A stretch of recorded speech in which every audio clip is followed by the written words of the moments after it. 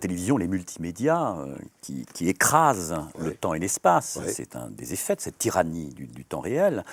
Comme le téléobjectif, au fond, Exactement. a tendance à Ouais. écraser Les plans. les plans. Les plans.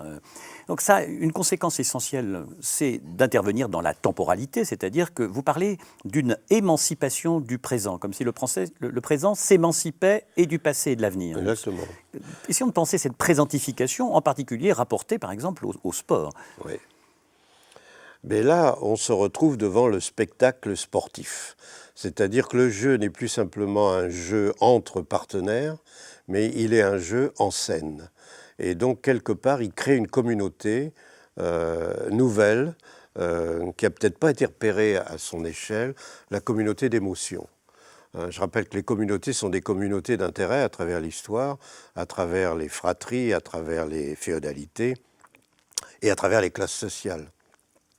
Et on a une politique de la communauté d'intérêt qui a donné naissance à l'histoire politique jusqu'à la révolution russe et au communisme. Or, est en émergence une communauté d'émotions instantanées, ce que j'appelle la mondialisation des affects en temps réel. C'est une forme de communisme.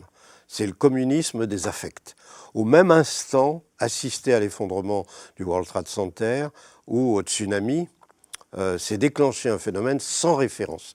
Des milliards d'individus voient la même chose au même moment, et donc l'émotion, la communauté d'émotions prend une dimension religieuse considérable. Donc on est là devant un déni je dirais, de la démocratie. La puissance de conditionnement de l'émotion est un élément qui va bouleverser la classe politique. Les classes de vitesse vont l'emporter sur les classes de richesse de la bourgeoisie ou du prolétariat.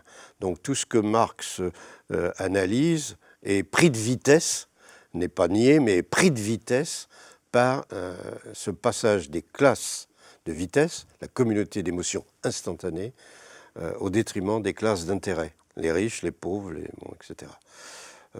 Je crois que cette idée d'une mondialisation des affects instantanée est une figure sans aucune référence en dehors de la religion. Et une religion sans Dieu, une religion qui débouche sur l'inconnu.